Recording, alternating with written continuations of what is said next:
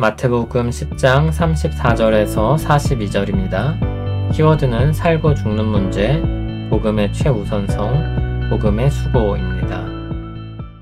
내가 세상에 화평을 주러 온 줄로 생각하지 말라. 화평이 아니요 검을 주러 왔노라. 내가 온 것은 사람이 그 아버지와 딸이 어머니와 며느리가 시어머니와 불화하게 하려 함이니 사람의 원수가 자기 집안 식구리라. 아버지나 어머니를 나보다 더 사랑하는 자는 내게 합당하지 아니하고 아들이나 딸을 나보다 더 사랑하는 자도 내게 합당하지 아니하며 또 자기 십자가를 지고 나를 따르지 않는 자도 내게 합당하지 아니하리라. 자기 목숨을 얻는 자는 잃을 것이요 나를 위하여 자기 목숨을 잃는 자는 얻으리라. 너희를 영접하는 자는 나를 영접하는 것이요 나를 영접하는 자는 나를 보내신 이를 영접하는 것이니라.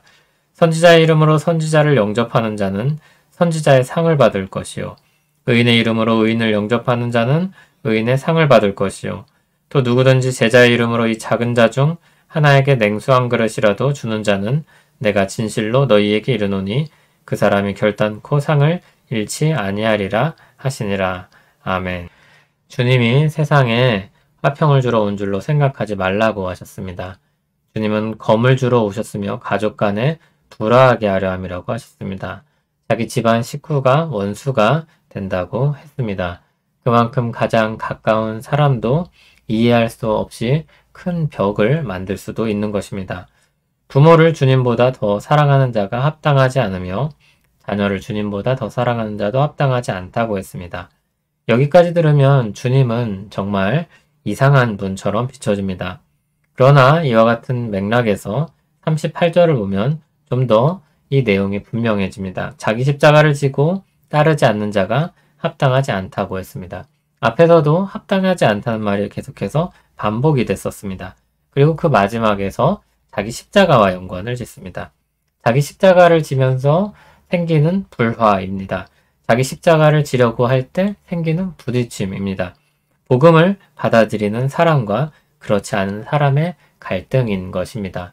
그것이 가장 가까운 사람에서도 생길 수 있고 그리고 아주 큰 벽과 같이 넘을 수 없는 지경에 이를 수도 있다는 것입니다.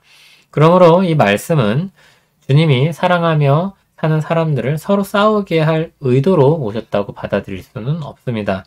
주님의 오심과 복음의 선포가 생각지 않게 큰 불화를 파생시킬 수 있다는 것입니다. 상상 이상으로 큰 문제를 야기시킬 수도 있다는 것입니다. 하지만 그렇게 극단적인 상황에 몰릴 때도 복음을 포기할 수는 없습니다. 거기에 생명이 있기 때문입니다. 살고 죽는 문제이기 때문입니다. 주님을 영접하고 믿고 따르는 것은 가장 중요한 문제입니다. 39절은 육체의 목숨을 잃을지라도 주님 안에서 영원한 생명을 얻어야 한다는 것입니다. 40절에는 좀 다른 측면에서 이야기를 합니다. 10장이 12제자를 부르시고 복음 전파의 사명을 맡기는 장면이었습니다. 그런 맥락에서 다시 그들의 이야기로 돌아옵니다. 복음을 따라 목숨을 다해 수고하는 제자들을 영접하는 것은 주님을 영접하는 것과 같고 주님을 영접하는 것은 그를 보내신 하나님을 영접하는 것과 같다고 했습니다. 그들의 일을 하나님과 동일시합니다. 하나님께 위임받아서 일하는 사람들이기 때문입니다. 그들은 권능을 받을 뿐만이 아니라 권세도 위임받고 있습니다. 앞에서는 주로 사도들과 대립되는 관계에서 이야기를 했었는데 여기서는 사도들을 호의적인 관계에서 말합니다. 그들을 영접하는 것은 하나님을 영접하는 것과 같습니다. 하나님은 그들의 이름으로 작은 자 중 하나에게 냉수 한 그릇이라도 준다면 그들을 결코 잊지 않을 것이며 상을 얻을 것이라고 말씀합니다.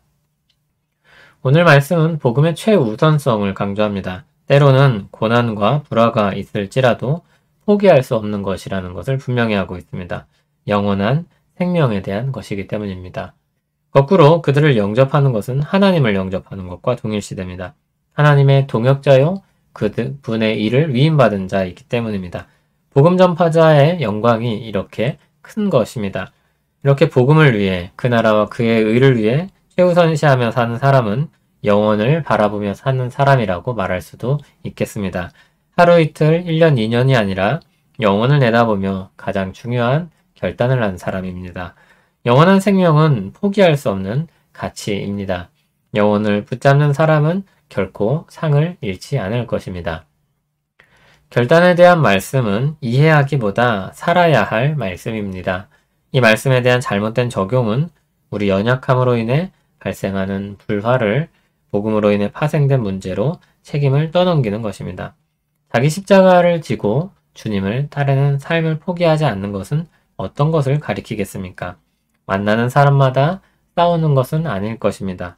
복음 전하기를 포기하지 않고 그리스도의 사랑을 나타내는 것을 계속하는 것입니다. 영혼을 바라보며 모두 함께 가길 바라는 마음을 갖고 그것을 위해서 끊임없이 수고하는 것입니다. 주님의 말씀을 듣습니다. 자기 십자가를 지고 따르길 원합니다. 포기하지 않게 하시고 영원한 생명을 바라보며 살게 하옵소서. 우리 연약함을 감춰주시고 주님의 은혜와 사랑이 나타나게 하옵소서. 예수님 이름으로 기도합니다. 아멘.